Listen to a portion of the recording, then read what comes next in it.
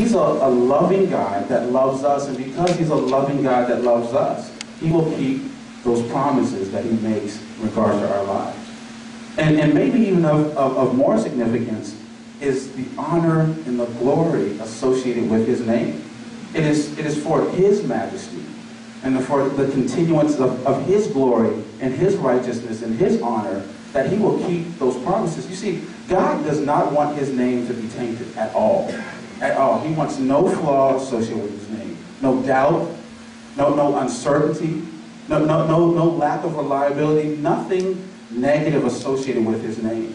And because of that, because he wants his name to be flawless and continually worthy of majesty, righteousness, and honor, he will maintain a perfect record of promise keeping. He will always do that, right? And it's been said before that God has, for a long time, been in the business of making and keeping promises. And he's not going to start with you today and failing to keep those promises. I mean, can you imagine that? For, millennia now, hundreds of years, God has been making awesome promises to his people, his chosen ones. And he's been delivering on those promises in awesome ways, and perfect and flawless. Can you imagine God reaching my life and saying, Dante, I run dry. I am just so tired. I've been doing this for such a long time that today in your life, I am going to begin to cause doubt associated with my name. I am going to fail to keep these long-standing promises that I've made about your life. I'm going to let you down today. Your trials are too big for me. I've reached an end of my resources, and I simply can't do it anymore. And I'm going to let you down. Do you think God would do that on my account?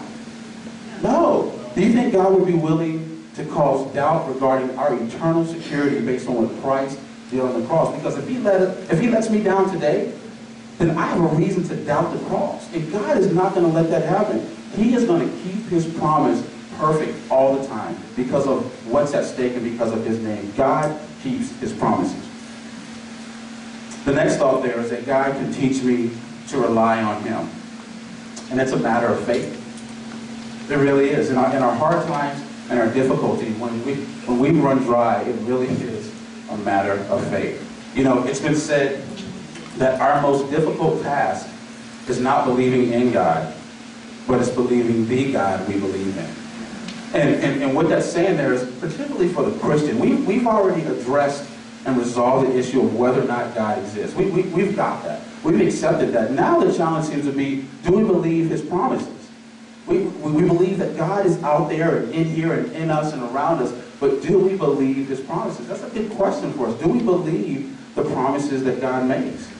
Do we know the promises that God makes? Could you jot down, in 10 minutes, 10 significant promises that God has made for your life? Because the Bible is full of them.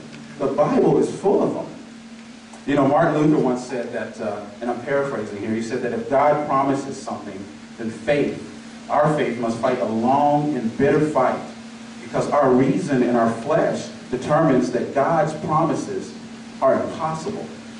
Therefore, faith must battle against our reason and our doubts. There's something about the human side of us when we are at our end and our situation looks so desperate that we say, God can't do this. Right? There's just no way that it's going to happen. In our faith and our reason, what we can see in the world around us and the doubts that are cast in our mind ourselves and also from the enemy, say, God's not going to deliver. God is not going to do that. But we have to fight that long and bitter fight, because God holds on to his promises, and we can too.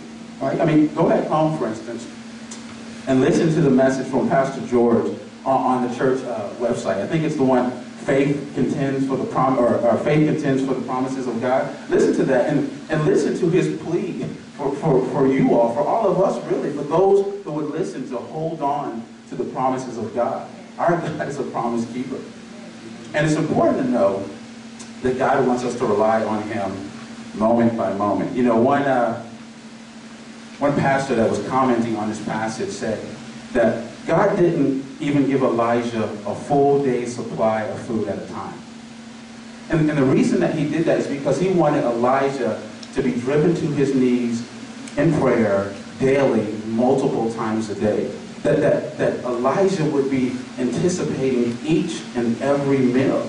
As you can see, if the ravens arrive, as awesome as that is, with a full day's supply of food, as Elijah was in his cave, and Elijah takes all the groceries and stacks them in his pantry in the back of the cave, then he's good for a day, right? He eats, and then at night after he's eating his last morsel of food and his belly is kind of full, whatever little soft object he has to lay his head on, God, thank you for the food today, that kind of thing. Make it come tomorrow, that kind of stuff. So it's one time a day. It's one time a day that he prays to God. But God, he parcels it out so that Elijah is always relying on God. Always. And could it be that God parcels out provision in your life too? So that when it seems that it's at the end, it's really not. It's just God teaching you to rely on him. That he wants to develop in you an awesome faith. I mean, is this type of working limited only to the life of Elijah because his name is in the Bible? Or could God be working with you in the same way that he's always worked with all men? Right? God may parcel things out for you to make sure that your relationship with him is secure. To guarantee that your name is written in the book of life. Right? And that's true. It's been said that, the human side of us, as long as we have abundance, we tend to trust in our supply rather than the supplier, capital S. Right? God doesn't want that for us. God wants us to trust in him solely. And sometimes we have to have things taken away from us because as long as there's, more money or another person you can call or another decision you can make based on your name or something else that you have in your arsenal of resources, as long as you have that to address your situation, you may never know how strong your faith in God is. But sometimes God will allow that to approach what seems to be a complete dryness so that he can gain your attention and he can demonstrate to you that once again, he does what he's always done, provide and keep his promises. Right? Next thought there is that God reigns over all. Is that God reigns over all. And this is an issue of the sovereignty of God. God is subject to no person. And he's subject to no thing. He's subject to no force of nature. He rules over kings, and in the corridors of the king's palace, he rules over famine and drought. He rules in the hills and in the heavens, in the caves and in the depths of ravines. He rules over all creation, such that he can command a bird to descend from the sky to provide for one of his chosen servants. God is in absolute control. Even reigns in the hearts of men and women. You know that? Such that a person like Elijah would approach a king with devastating news, at personal risk to himself. After delivering this news to this king, the king might choose to cause him harm, but God reigning in the heart and the mind of Elijah was much greater than the risk at stake, such that he would approach the king and still deliver that message. And I'm going to tell you, Elijah is a human. I mean, he's not a Superman. I mean, he's equipped with the Spirit of God, but he's a human. I mean, you read later in the book of Kings that he feared, that he was afraid, that he was hiding from King Ahab. I mean, he demonstrates to us that he's a human just like you and I. And, a lot of times when we hear like the name Elijah, and he's a prophet, and he's in the Bible, and just something about being in the Bible, you get this kind of superhuman status. But these are regular people that God has blessed with his power, right?